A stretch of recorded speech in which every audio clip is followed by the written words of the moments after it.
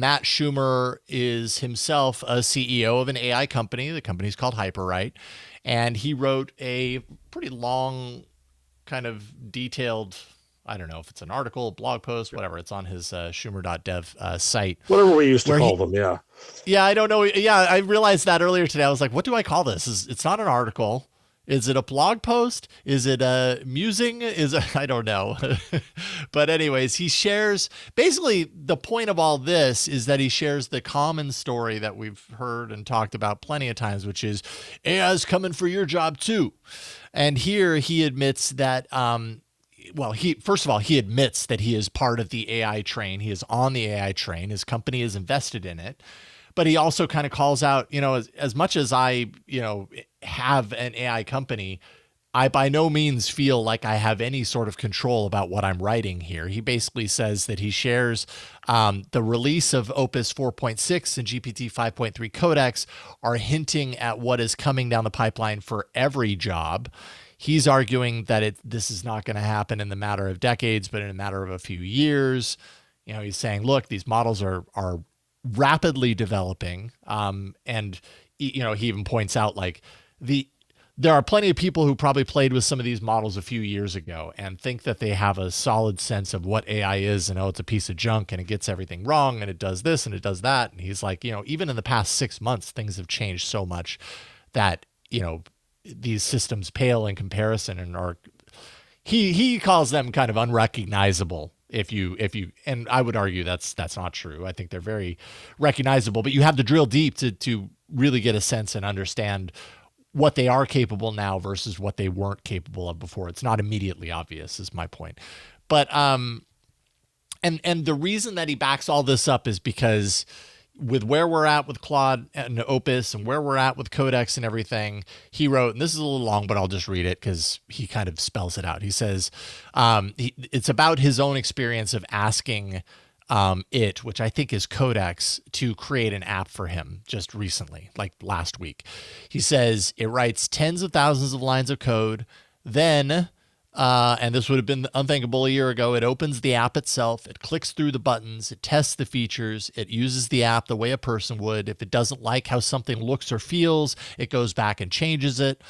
It iterates like a developer would, fixing and refining until it's satisfied. Only once it has decided the app meets its own standards does it come back to me and say, it's ready for you to test. And when I test it, it's usually perfect. And so he's basically saying, like, this is where we're at right now. And, even he is looking at these things as a I don't know, a person, with an AI company and everything and saying, wow, look how far we've come in a short amount of time. Even I don't know, whether what I'm doing is safe from massive disruption, and not 10 years down the line, not 5 years down the line, but 2 to 3. What I don't understand is why is everybody going nuts over this thing? Because I feel like this happens all the time. People write an essay and they say, oh my goodness, this is so good now. Yes, they are all better than the one that came before it. Why is this one getting so much attention? I don't get it. Well, I think that's part of what I was trying to say before too. Is I think Yeah. it's the coders are really seeing how it does their quality work, and they thought they were a priesthood. Mm-hmm. They thought you really had to be something to do that, and they're still working in terminal. They're still doing things that are beyond a normal consumer. Mm-hmm. Yet they can see that in the case of what Leo did, he built this whole thing and he had it written in a language he didn't understand so that he wouldn't touch the code.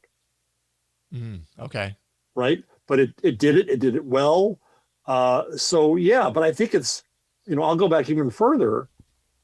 So you invent the steam engine and who knows how it can be used? And the uses pile upon each other in ways Mm-hmm. that were unimaginable. It wasn't just to move a train or a boat or to pump out wells. It was used to run machinery. It was used all together, right? Then we get to the internal combustion engine. You get into a tin can and it will take you where you want to go faster than a horse. Oh, Mm-hmm. hell, right? And then, my favorite examples, like the vacuum tube and all that came from the invention of the amplifier and the transistor. And we didn't anticipate it all. So there were these clutch moments with each of these things saying, Oh, it can do that too. Oh, I hadn't wow. thought of that. Okay. Oh, what's Yeah. the impact of this? Oh, hell. Right. And I think that if we bring that historical perspective, yes, this is a leap beyond those things because Mhm. it's but I'm even going to say, in my research for Hot Type out in June, available for pre-order right now, um, Mark Twain famously said that no machine could set type unless it had a brain to think. And Hmm. time and time and time again, when I looked at earlier technologies, the presumption in the early days is that it's thinking. If it's doing Hmm. something that we thought only we could do, that it must be able to do that because it's thinking. Hmm. And now we're Because that's obviously how that we do it. hugely in AI, AGI and all that BS, right? It goes Yeah. beyond Yeah. because it Yeah. can mimic that process so much better. I reread a paper today that talked about the cognitive epistemological processes of the human brain versus the LLM, and they're very different, but they look similar. Hmm. And so that freaks out people even more. Um, there will be change, no question about it. I don't think we can predict it all.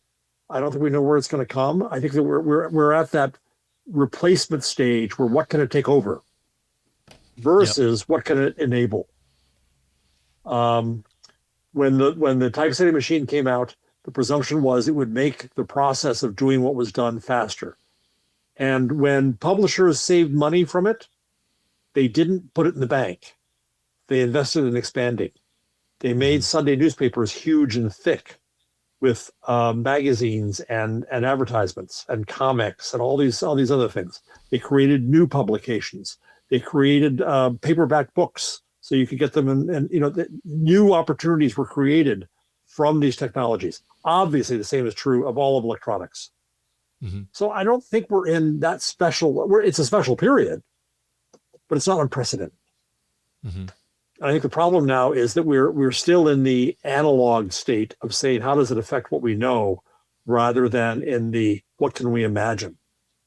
And the imagination here is phenomenal. Hmm. When every consumer out there does have the tools to make them say, "I want something that does this for me," that's a big Yeah. deal. I feel like we had God, it was just a couple of weeks ago we kind of talked about this idea of like these micro, can't remember what the name was, these micro apps or these, Mm-hmm. and they are not meant, they're not meant to have a life beyond the use that you had in that moment. Right. Of like, Right. ugh, you know what I need right now in this very moment? I need an app that does this. Create it. Okay, here it is. I use it. I have no more need for that anymore. Now, granted, like there's the compute cost and it has an impact to do that in kind of a disposable way. And so that's certainly a consideration. But yeah, I think we're getting closer and closer to the point to where Yeah. not just people who know how to do that can do that. People are already, I use my wife as an example a lot, but like, before a handful of months ago, she had never really touched or spent any time with ChatGPT or any sort of LLM. And now I can't even tell you how many times she's like, you need to put that in chat. You know, and it's just kind of part of her like understanding of what's possible now is to go to chat, when she has a question about something and to query it and talk to it and stuff like that. It's been a really rapid kind of transformation that I've seen in her and how she thinks about these things. And that's just for chat related stuff. That's not about creating apps, but when creating apps is as easy as going to chat and saying, I need something that does this, and poof, you have it, then that's pretty darn powerful. And actually, to a certain degree, we do have that, right? Like these things, you go into Gemini, you can create an app by just going to Gemini timeline and Yeah. saying create something, and it'll create that. That'll Well, just get I better. really, I really, really like Jason that idea you just raised of disposability. Hmm. I think that if you start to take that up to a higher level about everything we're talking about, it affects our sense of value. Mm, Right? yes. I'm, Oh, I'm going to go back because 100%. I'm a book nerd, so I'm going to go back to books. Right? Books cost you as much as a week's or a month's salary to get, from scribes to early print. It wasn't until the mechanization and industrialization that you could imagine a toss away book, a book you would buy Right. for a train ride and leave on the chair when you left because it had no value to you anymore. You'd read it. Right. Right? When Mark Twain went around, had people go around the country selling his books, the pitch was you wanted this for your children. Mm. It still cost a lot of it. It was an investment of equivalent today to about $100, $200 to buy a Hand book. this down. Right. This Every book was a coffee collection of table book. thoughts and Exactly. knowledge that you wouldn't have had otherwise. Here you go. I'm giving you a gift that you can hand down to your kids. And Right. And then so the New York Times yeah. had a story this last week, which I quite liked, um, about the death of the mass market paperback. Those pocketbook size things that you pick up, they're not sold anymore. They're not published anymore, pretty much, Mm-hmm. because we now have tablets and so on and so forth. Well, all right. Right. So in a sense, a search query on Google was disposable code, right? Mm-hmm. You asked something, it set in motion something we couldn't imagine, came back with an answer, forgotten, done. That's true. Yeah, that's a good Right? point. Hadn't thought And about so I that. think that you start to look at applications the same way and say it's disposable. Maybe you use it 10 times. Maybe you create something that a million people find useful and you make a business out of it. That's possible too. But generally, this thing that people devoted themselves to for their careers now Ugh. looks valueless. Oh boy, that's a good way to put. I bet you there are some developers who are listening right now that are like, exactly. That's why I'm X. scared. That's why I hate Yeah. this, or whatever the case Yeah. may be. You know what I mean? Because immediately, yeah, and I mean, you know what? This is kind of the same thing that music artists Mhm. are worried about too, right? Like when AI can create a song that can sell, or that can have a bazillion streams and get radio play and everything, and suddenly the market is flooded with music that was really easy to make by a single prompt, and it lowers the perceived value of Yeah. their music, or at least that's what they're concerned about. I kind of think that humans will always have a higher value proposition, Yeah. but I could be Or it wrong. expands the market immensely.